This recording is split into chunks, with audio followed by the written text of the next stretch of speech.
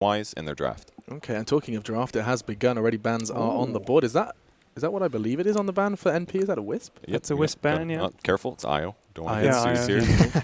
Oh God. Okay, I'm just trying to use the fancy slang. So I'll Well, let he you guys was take called this Wisp, away. and then they had to change his name. I mean, that's rather strange, that first ban Sanking. MVP first ban Sanking. Yep. That was a Sanking first ban. Sanking. That's very strange from MVP. What did they ban last time with Naga? Was it Sanking also? Trying to think. So I feel like it was. Or was it the same ban? NP banning differently. They went for Bounty Hunter IO last game. Oh, okay. So it's slightly different. So what's open right now? The Warlock's still open again. Like both teams have chose not to ban it. MP don't mind playing against the Warlock. And it's But their like I said again, third most picked. MVP is not a team that likes to play around cooldown spells. So they might be banking on MVP not picking the hero. No Yeah. Magi this time. No Magi. It was so effective last game, honestly. Like he had. Yeah, I it's a very good hero. Like he just does so much, and especially with a Drow Shred where you just want to push and use your rock as much as you can. It's really, really good together. The laning phase as well, like you said, it's very good. What is the thought process behind the Naga Siren ban? It's just Aoi's hero. Like Just- it's, right, it's just he's- taken away from yeah. Aoi. Oh, It's, wait till you watch a game of Naga, read it out 60 minutes, and there's not. you can't end the game now, but there's no way you win the game. Like the game doesn't end at like maybe like past like 30 minutes. You know it's gonna be a difficult game, and Right. the game doesn't end early, but you know you can't win. You know it's coming. Yeah, No, she you- just you know sends you- illusions down the You lane. can't just win the push. game when it goes late against a Naga, and Okay. and you know how disgusting it is. You have to sit in a game and you don't want to give up, and you have to try, but you know your fate is certain. I'm seeing smiles purge. It's not just about the Naga. It's a respect ban. It's that Naga Right. can be annoying, and AUI is so disgustingly good at it. And maybe the thought is that it's the easiest hero to ban out.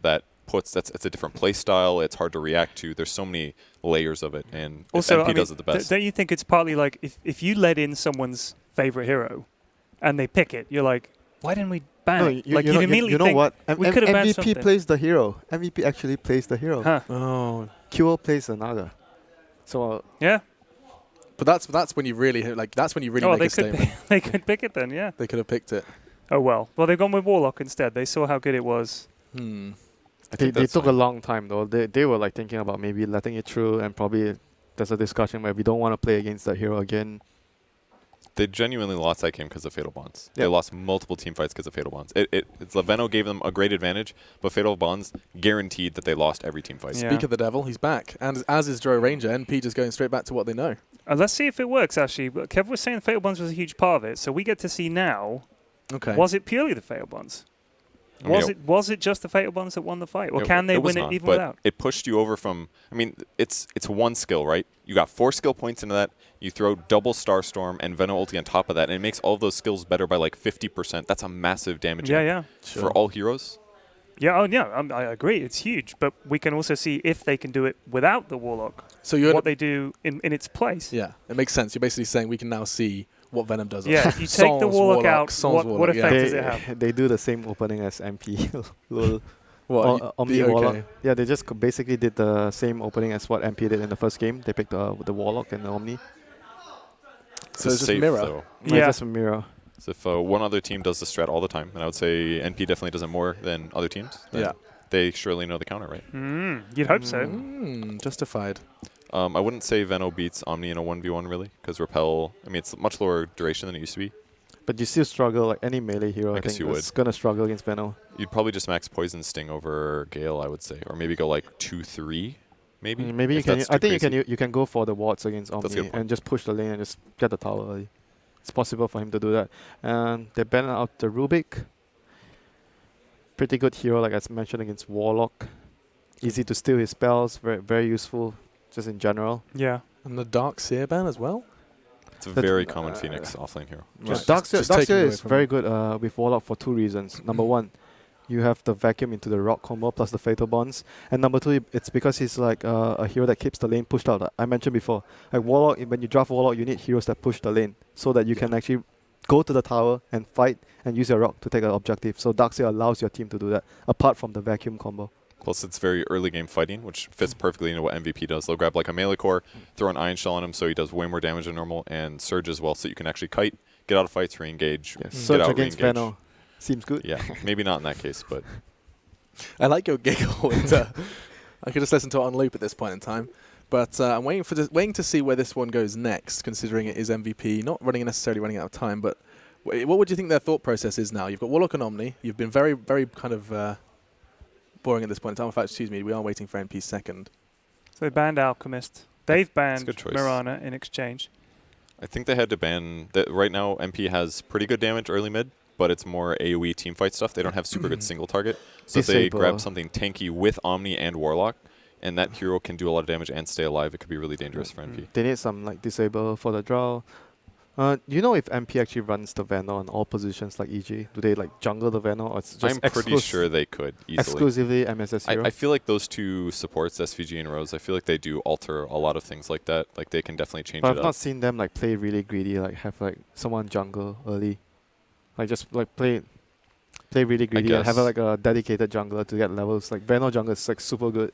Mhm. Do you think it's worth pushing someone into the jungle and making your lanes weaker, or would you rather have Like, but you with the think Drow the you thing just with- go, we want to win the lane the super thing with hard? Venom is like you jungle, you get level 4. I think Sure. 2.5 minutes you get level 4, and then Mm. the way they do it is like they get level 4 and they go to the safe lane, the enemy safe lane, and you just pressure. Like you go and Okay. annoy him. So you you don't have just to jungle bide your all- time for like 4 minutes and then you go and two and ruin a- their I mean- safe lane. I would say you reach the lane around 3 minutes and a half. You'll be on the off lane Huh. pressuring. I don't think you should like 24/7 jungle. Right. Yeah. Yeah. Just get lost in there. Witch Doctor, we were singing the praises of Witch Doctor earlier on, Kevin. We were saying, was it your words suggesting he was one of the best in the support role? In tri-lane situations, yes. Just because cast can bounce between hero to hero to hero to hero. He gives some heal as well, which can be nice for trying to play out against your opponent's heals as well. Maledict, not too bad. Yeah, it's okay.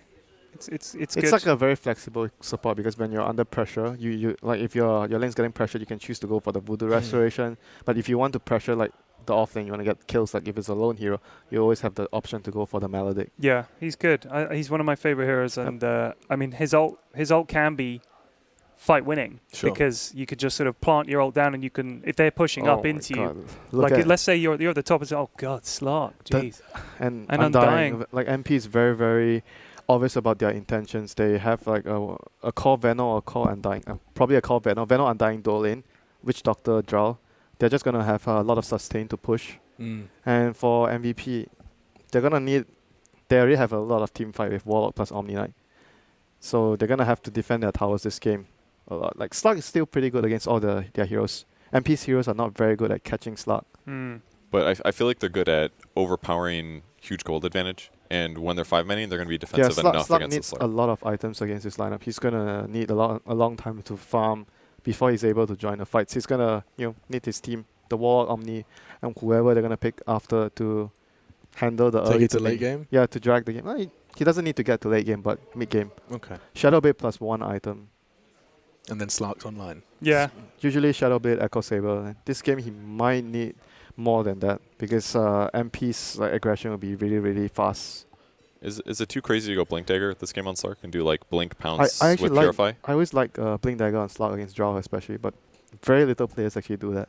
Mostly just prefer Shadowblade because it gives you much more kill potential with the attack speed. Weaver. Ooh, okay. So NP really lacking disables. Yeah. Weaver can Ooh. time-lapse himself. It's not the best counter against Venom, just because it's damage over time. You're not getting the brunt of it, just getting part of it. Might be an like a off lane Weaver with a support Omni like dual lane pressure. Not sure if they're gonna do that. It's pretty good. Like you can see the change of direction between the first phase and the second phase where in the second phase MVP chose to go for very flexible heroes, very mobile heroes, Slug and Weaver. When they see MP building a draft around heroes that are very strong in the lane, but they don't have very good lockdown, so they can't catch heroes that are very mobile. Like the MP's chase potential and the catching people is Yep. is minimal. Yeah, It's like, very bad. There's literally you'd have to be horribly out of position and get Galed or some kind of downtown bongo to catch I you. mean, but if it's gonna be you're a tricky. Weaver, you get Guild, you're still gonna get away. Yeah, Unless you get exactly. silenced by Jaw. So Yeah, it's it's very- good. It's gonna. They've got no catch. But so is their plan here? Is literally just to group up behind a tower, Yeah. just push. And For just, that's you for would have to MP. fight into us. That's it. MVP is gonna have to rely on the big cooldowns to defend the towers. And meanwhile, when they don't have the big cooldowns, they have very good split push Slug, and Weaver can push up the lanes really Yeah. quick, like far, and MP can't really catch them with their current 4 heroes. They're gonna need maybe a last hero that can actually allow them to have some sort of catch. Do you think Storm That's a pretty good ban from Storm Phoenix. Storm is pretty good against their heroes. Yeah. They can catch them, and if you look at MVP's own 4 heroes, they don't have very good lockdown. Yeah, for Storm they as well. actually like stuns as well. So What you've do got they like go for here? neither catching. Oh, Ooh. is that a sniper? Yes, it is. Yeah. Oh, It's a lot of good solutions against Tombstone. If High they ground just, defense. if they can basically put Weaver and Slark in the front, they can be saved by Omni and Warlock, and then Sniper sits back and just pings away. But it's very greedy though. Yeah, early game might be I'm not sure how the early game will go. Like, might be very difficult for them. All their 3 cores require a huge amount of farm, like a lot of farm. All 3 of them. They're gonna take up a lot of space. So the supports are not gonna get anything, and they're gonna have to, make sure that they don't lose the lane. Because with this 3 cores, if you lose your lanes, it's gonna be very difficult to combat. And right. the sports can't even like gank rotate either because they don't have good They're gank just skills for that. Basically there to make sure they don't die in the lanes. Yeah. Well, Yes. So taking what you've told me already, Winter and Co. Oh, he's putting a funny face. Quap. You don't trust the Envy Quap? I just don't like Quap in general. Okay, you've said this twice now. We are going to quickly shed light on this. It's going to have to be very brief. Can you tell me why Quap sucks in 5 words? She is a bad hero. She is a Oh, bad wow, hero. great. Yeah. Well, that's so helpful. So much light shed upon this beautiful desk. So are we going to see a third map? I just want like a couple of nods and shakes. I think Phoenix have a good chance if they can do okay in the Yeah, early game. okay. Yeah. So they're going to have to survive and weather the storm of the early game. But Ades does think we could very well see a third. Winter places faith in MVP. We'll see if it was misplaced as we do head over to Acastas and jump into our second game of this lower bracket game. Not lower bracket, losers game. Well done. It's a loser's game, but everyone's obviously a winner at heart. She is a bad hero. Fogged. I'm dazzled by both the lights in front of my eyes as well as Winter's intellect. What? Your thoughts on the Queen of Pain? It didn't work too well for Envy last time he did it. I think ideally they don't want this game to go super late. Like Winter said, all 3 cores on the side of MVP, these guys need items. They need to delay the game as much as possible. So like Ted and Winter kind of hit it on the point too, like especially with their last couple of points. MVP needs to come out very well in this laning phase, take the game to the later stages. NP doesn't want this to happen. They want to be able to crush the lanes, fight as much as possible early, take towers. And I think the Queen of Pain kind of works for that. And it's like it's a hero that they just felt like there's no real lockdown at all on the side of MVP, so he can maybe just snowball in that factor. But that's from both sides. And my concern is for the Queen of Pain is you don't get an early enough Orchid on him that the Lincolns is over on the Weaver, and then there's just no answer, or you already have the Repel up from the Omni Knight. There's so many ways that things can go horribly wrong. This is a way things go horribly right, where Febby gets caught out. They have no more stuns, and AUI is not in range. He's not going to level up for us. Sarah's at level 1.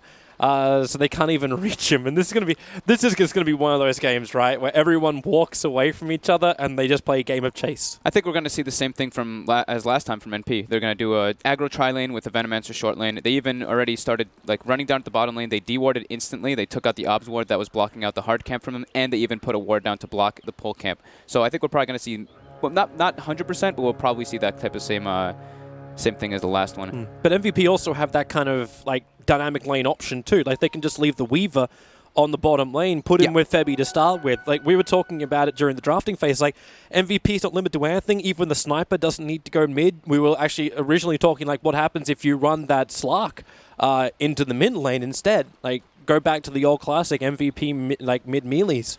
But the matchup of Sniper versus Queen of Pain is just a little bit too hard to resist. Yeah, I still think, though, like MVP, I think they're going to struggle really hard in this laning phase. They need this to go well for them, but I think it's super hard. Like, they don't really have a frontliner for the Sniper, for the Slark, even for the Weaver. Obviously, the Repel and everything makes it a bit easier with your Warlock in the back lines, but still, like these heroes, I'll keep saying it too, these guys need so much farm on those 3 cores. Yeah.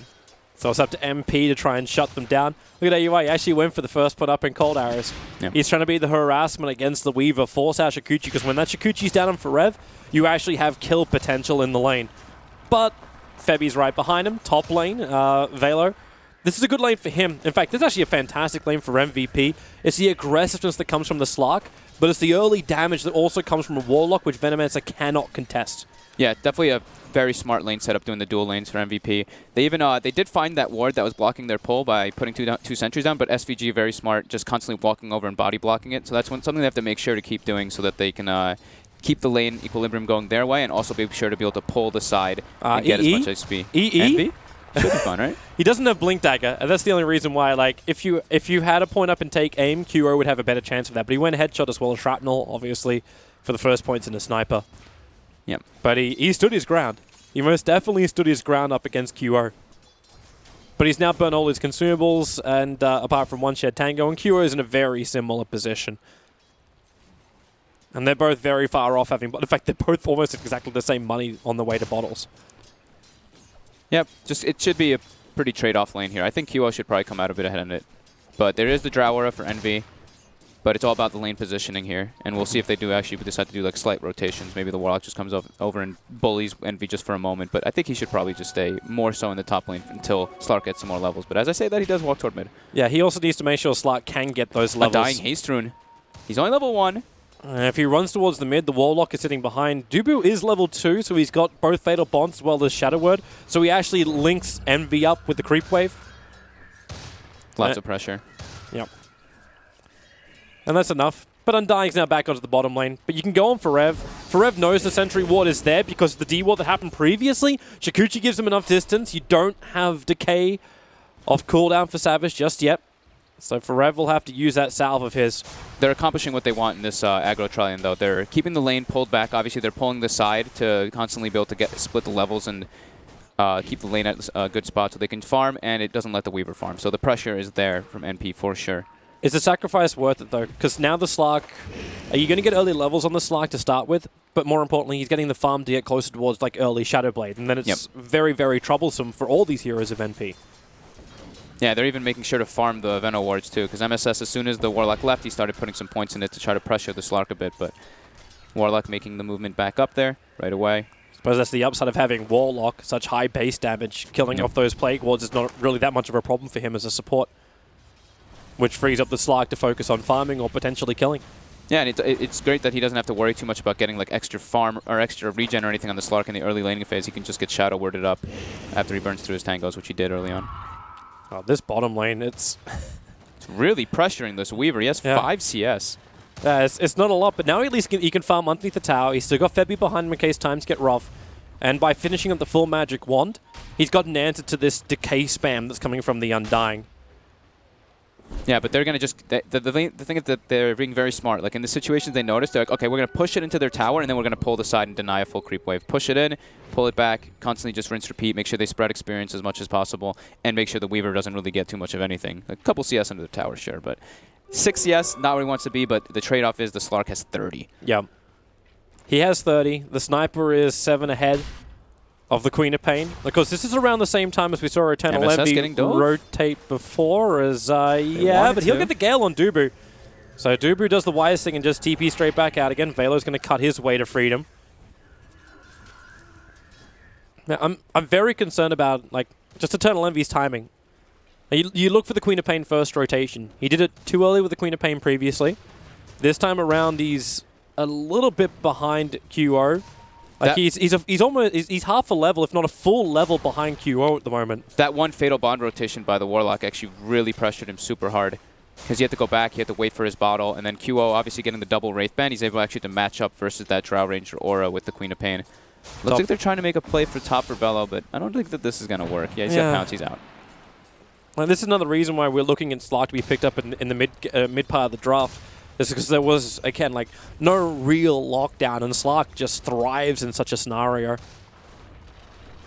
Yeah, 2 lanes definitely going highly in favor of MVP right now, while obviously the Weaver is being sacked quite a bit. But, I mean, that's kind of okay, right? You do want your Slark to be free farming, you want your Sniper to be farming. Weaver can just catch up by the split push. You don't want AUI getting caught out like this. Purification on bottom lane. He starts his TP, so AUI will survive. Goes all the way back home. I think this is like actually the best situation that could happen. Like your Weaver being pressured like this is fine because later on he can split push freely. There's actually like no way of them killing him in like the lanes when he's just doing the split push. And it's MP that has to rotate first, right? Because you got QO's about to attack into the mid tower. Dubu's not too far behind in levels, so then you're also going to have that big ultimate. The panel was saying like maybe MP know the answer to dealing with a Warlock. At the same time, they also understand how much respect they have to give Warlock when he hits that level 6. They planned their entire Game 1 win around that momentum shift, which comes with a Warlock rock. Yeah, I mean, Dubu's finding his levels too. Like even though he's kind of like walking around between the mid and top lane, he's already level 4, 6 minutes. It's pretty decent. Rose was looking for the ward that Dubu put down.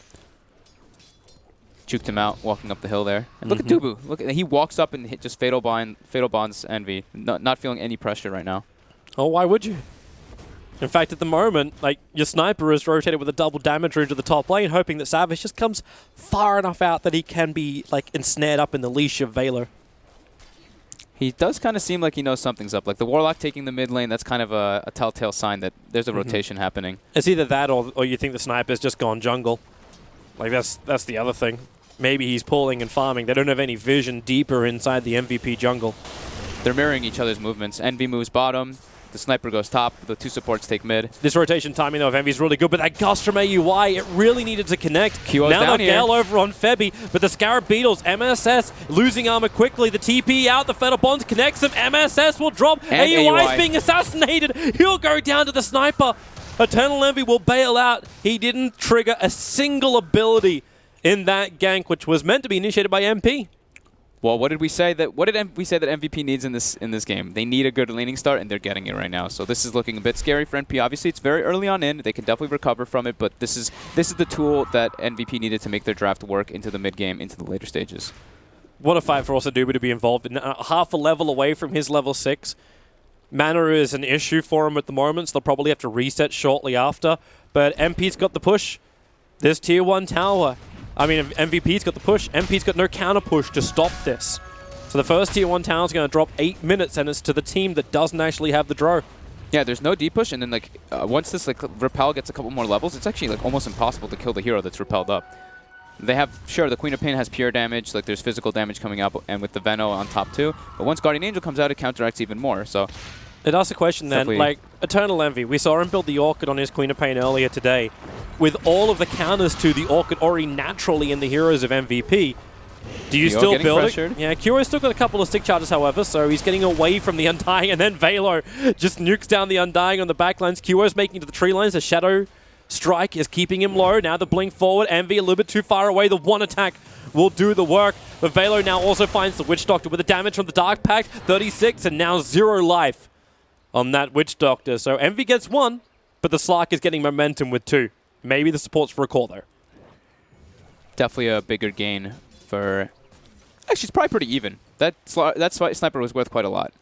But Velo getting that acceleration is definitely massive. Like, once he gets that Shadow Blade, these supports, even the Venomancer is, like, pretty free food. I mean, Drow Ranger, too. They put him inside of, like, obviously in, like, that offlane, so he's not completely free farmed. So he's even pretty susceptible to getting ganked up very easily by once that Shadow Blade comes out.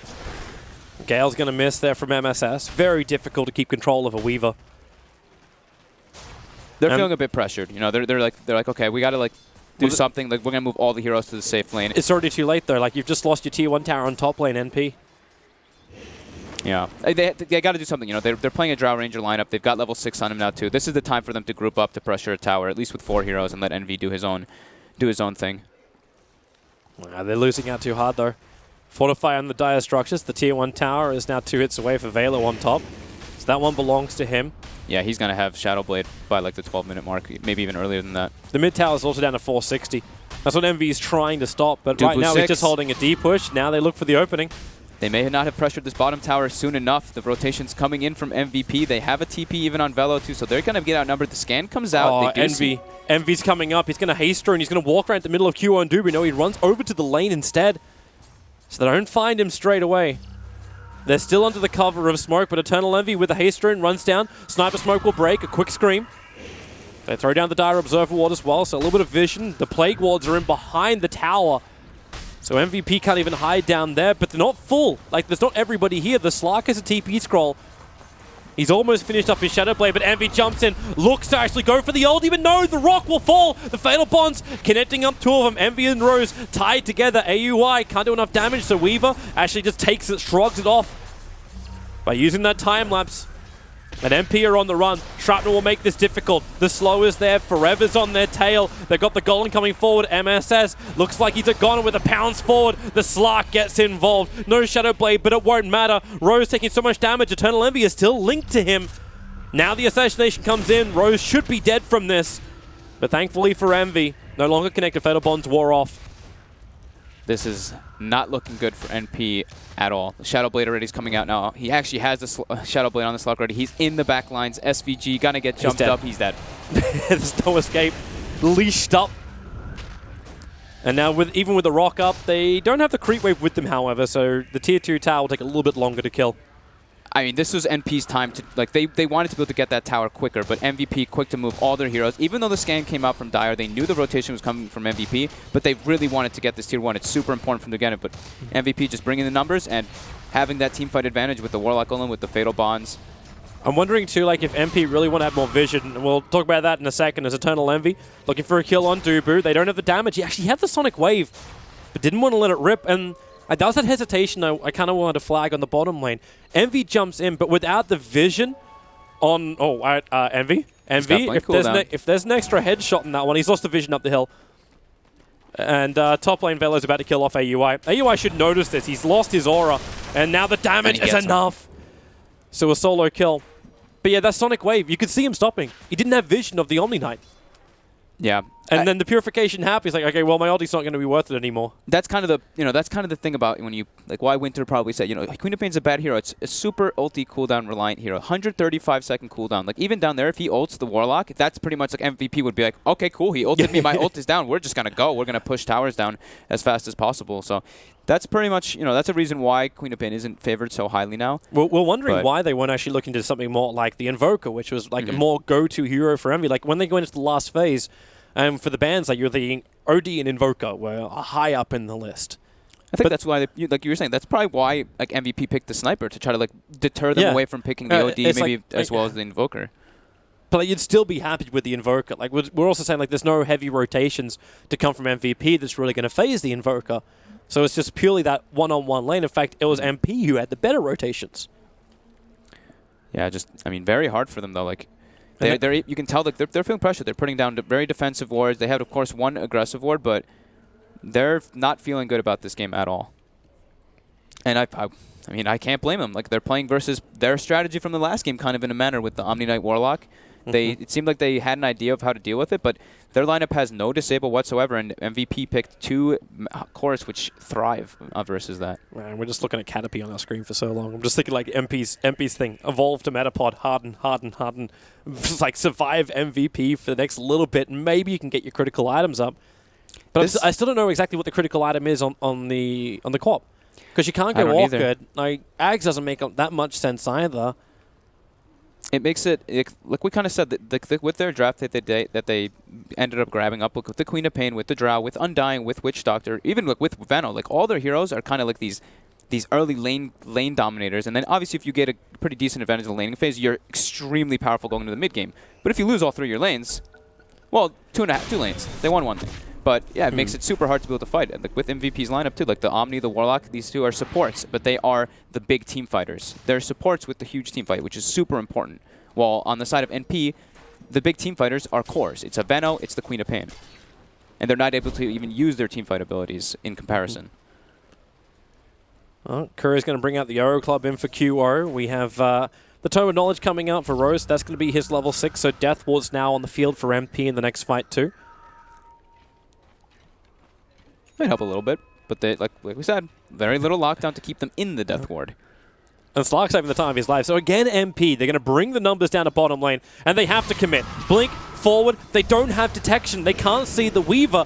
The Sentry Ward's a little bit further up. Weaver's not running into it. In fact, it's all about MP going underneath the tier 1 tower. Let the Death Ward go. Dubu tanks through so much of it, while Forev, now he chases for revenge, looking for the kill over on Rose. Oh, he gets the gusted. silence is out, and now this could be a big one. With the Sonic Wave, they do find the kill. Great gust there by UI for sure. That's a lot of money going their way too. They even claim the tower. Oh, there's some distorted sound, it seems. MP having issues. But that's huge for them. Like, yes, it took a long time to kill off the Warlock. Yeah, he's really tanky. But the AUI timing of Gust, that's the Weaver. One child just wasn't enough, even with the treads. For a team that doesn't have a lot of lockdown, that's an olive branch right there from MVP. It's definitely a bit of a giveaway, but at the same time, they are getting something out of it. It's not like they're just like they committed too many heroes to the bottom lane and lost two, and then they were like, ah, crap, we just need to run away. They're pressuring the two other lanes at the same time. So it looks very, very good for MP, but at the same time, I'd say it's even maybe a little bit MVP favored in a kind of a way, just because if they do claim this tier 1 mid, then it's definitely MVP favored. Otherwise, I'd say it's very slight edge to NP with that rotation. We're actually watching Eternal Envy's perspective, and you can see it. Like, he lost sight of the Weaver, Dubu gets initiated on, and he understands. Like, they're here for the Weaver, and they just have to wait for that perfect opportunity. And, like, Forev kind of came to them. Blink, perfect. There's that Gust timing from AUI, and the rest, as they say, is Yep. It was history. like 0.1 second, and he probably would have time-lapsed right away after that Shukuchi auto attack onto Rose. But yeah, great Gust by Aoi, and yeah, this is what they need to recover. Like, obviously, like, they are extremely behind in this laning phase already, like almost 8,000 gold in the favor of MVP. They need to 5-man. I mean, it's a Drow lineup. That's usually what you need to do, but it's also a way to kind of bring yourself back into a game when the big ultis aren't down or when they're separated in that type of position. So after they take this tower, like, they're taking the tier 1 tower, they get 2 kills for the price of 1. You're losing your tier 2 on the top, and you're losing your tier 1 in the mid. Is it worth going back to defend this one, or is MP almost backed into a corner where you need to have something like Roshan, for example, get the Aegis, the Immortal, and then just ball it down? But then you're still fighting into a Warlock, right? So maybe it's too hard. It doesn't do enough work. I think it's too hard for them to really go for that Rosh. If they do try to go for that Rosh, especially in this situation right now, I think it's very obvious. Like, Velo's just constantly pressuring this top lane, the Sniper's pressuring the mid lane. If they see this Venom move from bottom lane, they're like, okay, they're going Rosh 100%. So NP's next moves are just kind of like sticking together. They need to kind of just wait for this Queen of Pain ulti too. That's like all their damage in this. MVP's moving over. They have a perfect Observer Ward. They can see AUI, and they probably watched the replay. They know that AUI did exactly this maneuver in the first series of the day. Envy mid. Or they could just catch out Eternal Envy. That's another option. Assassination, that's not enough damage. It's only a level 1 Assassinate right now for the Sniper. So AUI does the farm. The Observer Ward scats it out. The D Ward from Rose is too far off position. So now it's going to be the tier 2 tower in the mid lane just slowly chipped away. Yeah, this is smart. You know, they don't really have any obviously they don't have like something like a Beastmaster or something to like enable them to push much harder. They have a Sniper just peeping at the tower. They have a Weaver and a Slark. Oh, Weaver. He's running into the Sentry Ward. Paralyzing cast. There goes your Gust. And do they have enough damage before the silence wears off? Forev! Just enough. That's still only a level 1 Gust, but it did the work, so That was a bit. Forev will drop. That was a bit cocky by him, I feel. You know, they had the ward on the high ground there. They did see at least the Drow Ranger there, so he knows he can get the potential of Gusted up, and he also has his team already hitting the mid tower. I guess he was trying to go for a wraparound play to try to go for like pincer them in kind of a way, but definitely a little bit of a risky move from him there, and he pays with his life. MVP still kind of get what they want, or do they? Now they're losing the Sniper, but the Rock drops. The Fatal Bonds. It doesn't connect them all, however. Eternal Envy not locked into all of this, but it's Velo taking a heavy amount of damage. The Envy wants to chase, misses his Blink Scream. So they trigger the Guardian Angel and now look to turn this fight around as the Warlock, he is going to go down. Witch Doctor actually denied the tower in the midst of the craziness of this fight. Undying cannot TP out in time. MVP, just at the end of the day, way MSS too strong. Getting and chased down by Forev, the last auto attack. Yep. Forev shows up and he's like, oh, a kill. Thank you. But yeah, nice little deny there by Rose for sure on the Witch Doctor, but definitely a big game there from MVP. Obviously, they're going Roshan now. They have the big cooldown reliant team, and they used everything there. They used Guardian Angel, they used Rock, they used everything they possibly could. NP had a pretty good potential there going in, though. They didn't have the Sonic Wave, which was definitely like that little bit of burst that maybe would have brought Velo down. But yeah, just MVP leading the way here for sure. And it does seem like Envy feels like he's kind of forced to maybe go for like a BKB. He's picking up the Ogre Club first, so not like a point booster if he wants an Aghanim. More than likely that BKB. Even though they don't have any lockdown, it's just he feels they're coming in to contest Roshan. They need vision inside the pit. Eternal Envy. Roshan's really low. Envy just walks in. The Sentry wards it down. And now it's actually AUI. Velo already walked out to initiate. And they're all getting hit with Fatal Bonds and the Dark Pact. The damage builds out so heavily. The Undying is dying to an Urn Charge, so he'll fall down too. And it's only MSS, the last sole survivor of MP, coming to contest Roshan. So 2 catastrophes of team fights in a row for MP in the space of 2 minutes. I honestly think that they lost their window in this game. I think it's extremely difficult for them to come back. I think it's probably like 80% or something, maybe even higher for MVP to win this game right now. Like, their ultis are going to be coming back up, and NP can't even fight into it when they don't have their ults. So they picked a lineup that definitely needs to win in the laning phase. They won one lane, but they got pressured way too hard in the other 2. And just look at, like, MVP's got incredible warding right now down in this game. They've got like 5 wards on the map in aggressive positions just to kind of more so lock NP into their base, just suffocate them even more. Yeah, nowhere for MP to come out and farm, so no items really going to arrive. Like, the Drow Ranger's going to get enough money to finish up a Shadow Blade.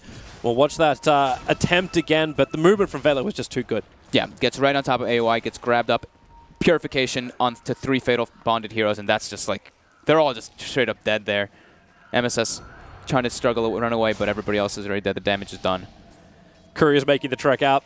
It's actually coming in with the Shadow Blade to the mid lane. Instantly gets sniped out. And now Velo, he jumps in. He wants to kill. Rose goes for the Death Ward, but the Purification again does its work. Combining it with the Dark Pact, it's just so much AoE damage. And the Rock is still up, plus the GA. MP, they just can't fight. There's no damage to inflict because they got nothing that penetrates MVP. This feels like game.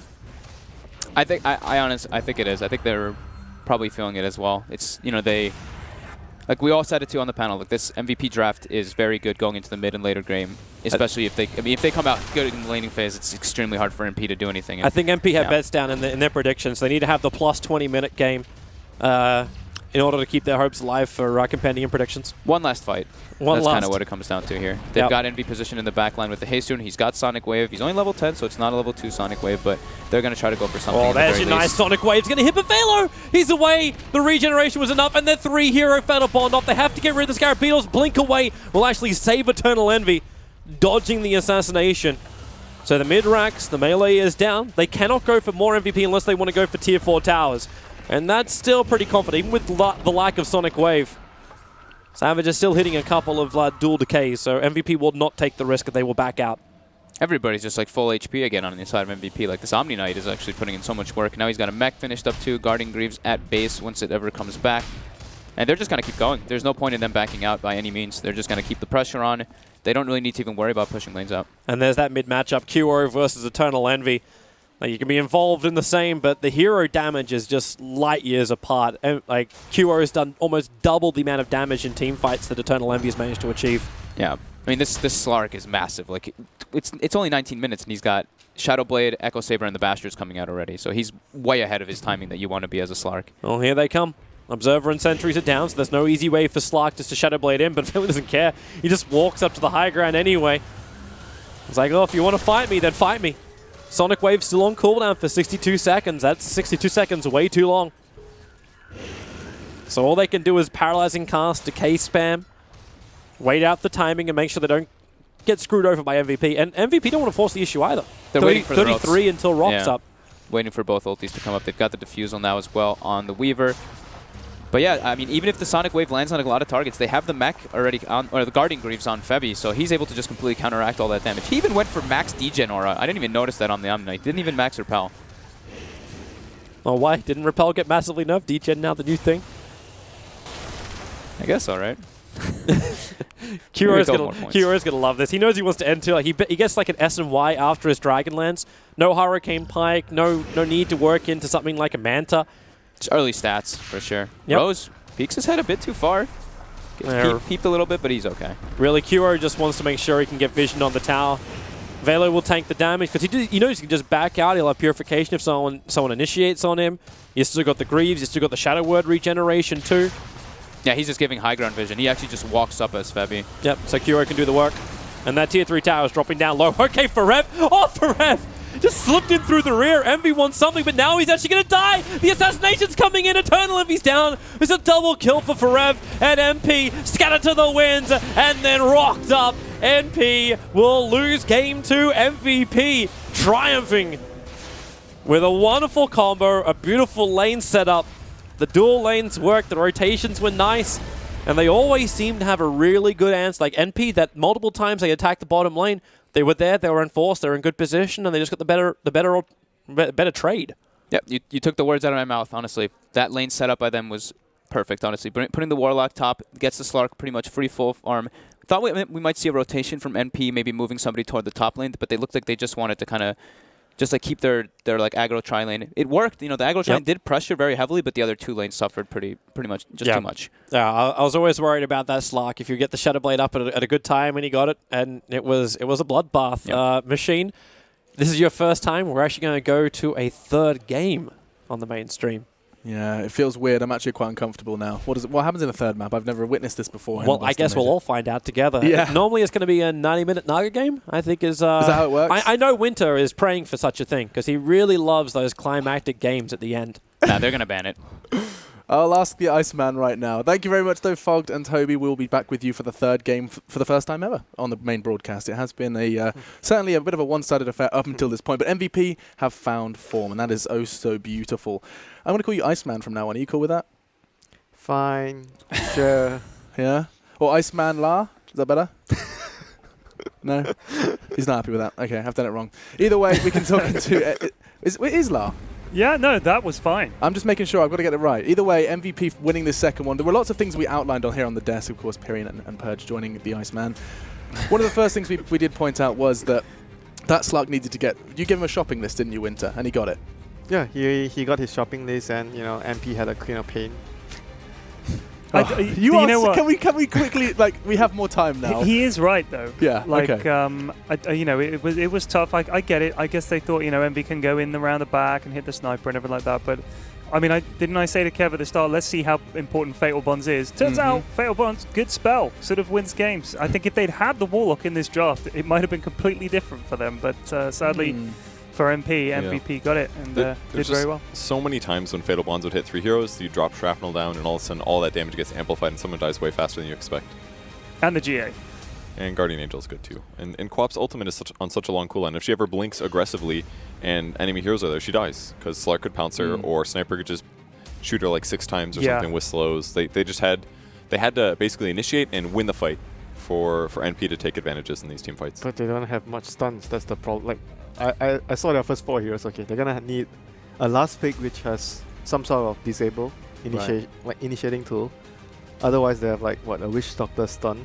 It's very difficult for them to start a fight on their terms. It's always gonna be the Warlock starting a fight, and there's gonna be the follow up on the Weaver or the Sniper hitting you, or even the Slark in that matter.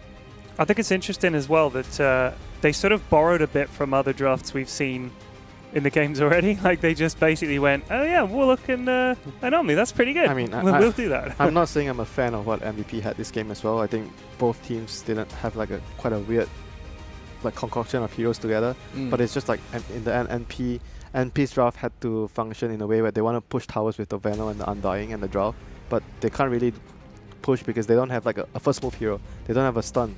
They don't have a proper initiating tool. So, I mean, just while you're on the topic of, we mentioned Venomancer in game 1 and game 2 completely different, right? MSS, same player, same hero.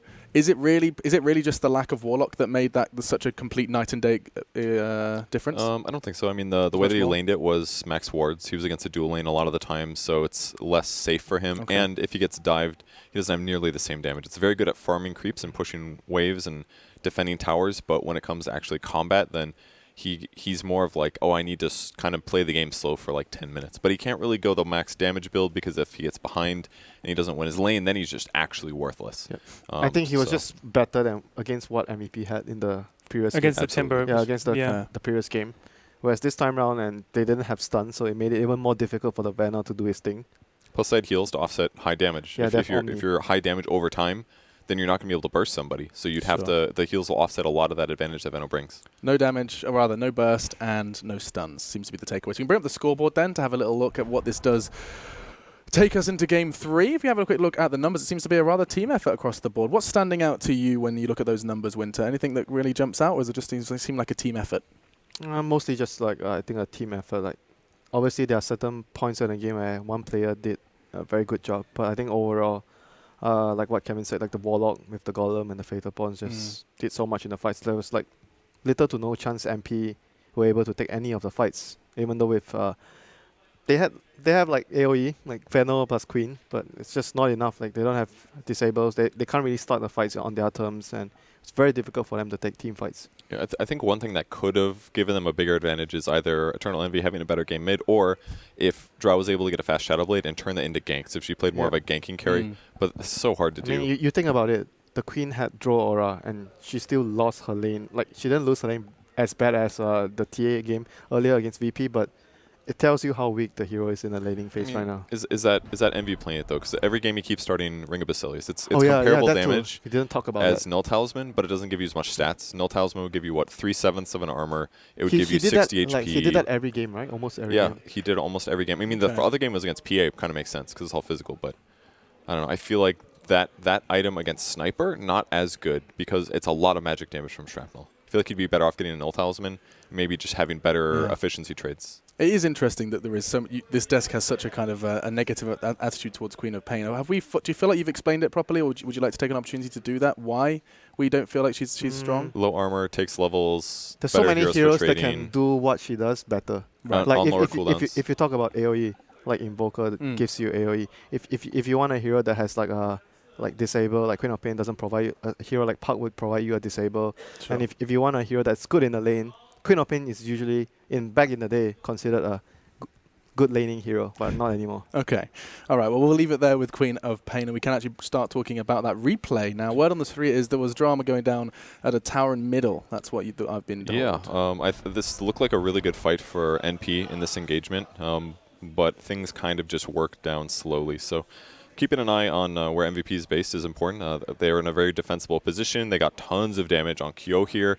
The Tombstone was maybe placed a little too aggressively, and I think that was maybe one of their big downfalls because MVP was able to take it out very fast. But look at all the heals that they just threw on Kyo. That's Shadow Word, that's Purify, that's Repel. And it looked good, but when they couldn't kill either Slark or the Sniper when they initiate, and the Tomb's already gone, then you're kind of committed. They needed to get Kyo below Quap ulti, basically. Dude, Sniper is not a hero that if you stand in front, you're not like he's not a hero that's like supposed to be standing in front like this, but because against their lineup and they have like the Omni and the Warlock, he's not afraid to stand in front. Like he knows you can't kill him. I mean, that should have been him out of position, right? Yeah, There's like three people closing on him. It should have been a sniper out but of instead, position. he turns around he's got full health, like 7 seconds after that fight started. So, yeah, it was a tricky one. Yeah, and again, Envy goes in, but he's not yet level 11, so his blink cooldown is a little bit too long. He jumps and he dies. So he almost needed like a survivability item. I think he would have been better off going Blade Mail that game, honestly. Anything like maybe a Yule's forced up, like whatever. Like the hero, part of the problem of the hero is she doesn't have a good build up. Like certain heroes are like average or mediocre, but they have very good builds, so it allows the hero to be played. But Queen of Pain doesn't seem to have like a nice build up, or like all her build ups are really like expensive, very difficult to go on. And if I was to force you to play devil's advocate here, Ted, you want me to defend Quap? just because I think it would be fun. Okay, yeah, no, I'm happy to fulfill that role. Let's do this. But I'm not serious here. No, this is you playing devil's advocate because Purge and Winter don't like the Quap pick. If you had to. I mean, at the very least, it lets them have a hero. They didn't have anybody, we said at the start, that could get past. There was no catch. There was no chase. There was no initiation. You don't want to initiate with Quap. Yeah. But if that's the shout, if that's what you've got something. At least you can go and pressure the Sniper. The problem was that with the double heals out of the Omni and the Warlock, it meant that whatever she did, it's healed up. She's fine as Sniper just sitting there, Cardell Sharp Eye style, just pewing away. So it's impossible. But Quap, yeah. I'm only laughing because Winter and Purge are sitting there just squinting. Like, I'm trying. I appreciate the stretch. It does sound like we have got questions from social media. We'll jump in just to dig Ted out of that very difficult hole I put him in. I apologize. Any idea why NP opted for Quap instead of Invoker? That was what I was asking in the room. Yeah, that was exactly what Winter said. So congratulations, Marcio Mjigger. I smashed that. I have no idea. I was like asking, I was talking to Helen, their manager, and doesn't MV play Invoker? Yes, he plays Invoker. And so you were sitting there kind of awkwardly wondering why Invoker hadn't been selected. Isn't Invoker something that we've seen an awful lot in this meta as well? It's very much NP's hero, but who's he in a Sunstrike combo with? Venomous Gale, even a Witch Quas Doctor Vex Invoker. I think even a Quas Vex Invoker would have been better than the Queen of Pain. Like he would have offered more for his team. Okay. Does it beat Sniper in lane though? I feel like the armor's so low that he wouldn't win the matchup. But you have the Tornado plus the Cold Snap to initiate. If you are calling for a rotation, it's easier for... I mean, at least it's better than the Queen of Pain trying to blink. And then when you blink in, if you don't kill the Sniper, you die. Well, shouldn't have like one of their supports been able to show up mid or something and give Envy a kill or like an advantage? Witch Doctor moving mid with an Invoker, it would have been way easier to kill the Sniper. I guess, but do you think they were worried about the greed factor of having an Invoker, that it would be tricky for him to get what he needs? He's not that greedy. I you don't think he needs a lot of farm? He needs a lot of farm, but he's helping the team by just using Sunstrike. I would love them to have picked Invoker. I think he's a great hero, but I'm just trying to think of their reasoning is maybe they thought Quap can come and blink in and we can get some kills earlier than Invoker I think Quap is maybe the thought process was Sniper against Quap. If you get a head start in the lane, you can easily kill him with blink poison. Right. But that wasn't the case because he had support. He wasn't alone. Then it doesn't. then it's like, yeah. Okay, well, that didn't quite work out for them. That was a great question, though, and we have got time for just one more coming in from the social media stratosphere. I think these ones are coming in from Reddit, if I'm not mistaken. Can Pyrion Flax pull it off as the next 007, a.k.a. James Bond? Now, this is a big question. I'd say no But why to not? definitely not. I think I could see this. You've got the swag. No. Daniel Craig Mm. in the Bond movie there, the one Yeah. where I think it was Casino Royale, where he comes out of the water Mm. and he's all buff. And Do rippling. you remember? And he was all rippling body. rippled, and the girls were like, "Oh wow, Daniel Craig's gorgeous." Ted. If I did that, it would just they'd be dazzled by the gleam from the head, and they'd be like, "Why is there a dad falling over in the sea?" It wouldn't work. You could definitely be Q though. I could do a Q. Oh, we could do a Q. Yeah, I could do a Q. Easily. Yeah. But Q, I mean, Q ball, they'd have to call me. I feel like the real question is Purge. I think you could do James Bond. Like, I mean, we get you in the gym. James first, Bond like, has to be English. I'm sorry. does he have to be? Has to be English. That's it. Or Scottish. I British. think at it the helps very to be least. more socially aware too. I got the arrogance part down sometimes. Everything else, Haven't quite. I'm Yeah. missing a lot there. I watched a horrible compilation of just inappropriate things said in James Bond movies, and it was like 15 minutes It's like long. most of the movies. Yeah. Yeah, that's pretty much the whole movie. Yeah. Okay. Okay, so in answer to your question, it was a good one. I think I still convince you could. I don't know You're what dead you're wrong. talking about. Why? You've said that you wouldn't look good come out I of the water. told you. Yeah. Okay. What your version of James Bond doesn't walk out of the water. There you go. I've solved your problem. Let him wear a T-shirt or something. Yeah.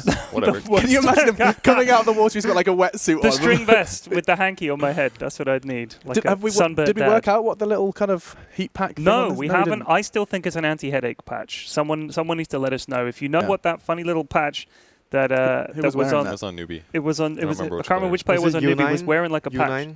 I think it was U9. Possibly. Okay, we'll work Yeah. it out. If not, we'll find him. We'll hunt him down and we'll We'll work ask out him. what Get it was. Slacks on the case. Yes, indeed. And we'll be seeing Slacks in that post-match once we do jump into our third map. But it is, of course, time to discuss the draft. It is just moments away, and it does give us a little bit of extra time to talk about expectations, right? So already, NP have been not stuck in their ways. They've found incredible success with their Venomancer, and they've had awful failure with their Venomancer. So the question now is, do they finally get away from the Drow Ranger, the Venomancer, or do they do something a bit different? Get Like- away from the Queen of Pain. Okay, sorry, I- excuse me, yeah, I know you're not a fan. I mean, And pick He something is like right. Alchemist. Yeah. Pick an Alchemist. maybe. Alk was banned. Alk was banned, yeah. Maybe try to grab him. I don't. Maybe not first phase, but in the second phase. Try not Yeah. to leave him too late. I mean, he was banned. I think fourth possibly Mm. by MVP. But Oh I yeah, mean, yeah. You're right. Yeah, so it's tricky for them to get what they want. I think either team either has to pick Warlock or ban Warlock. You can't let him in It's just not going to happen. because it's just too dangerous. agree. Like, you can't let him in again. Whichever team's picked him has won. So that should tell them all they need to know about that. But yeah, maybe MP try something a bit different. But it does... Sorry, you go.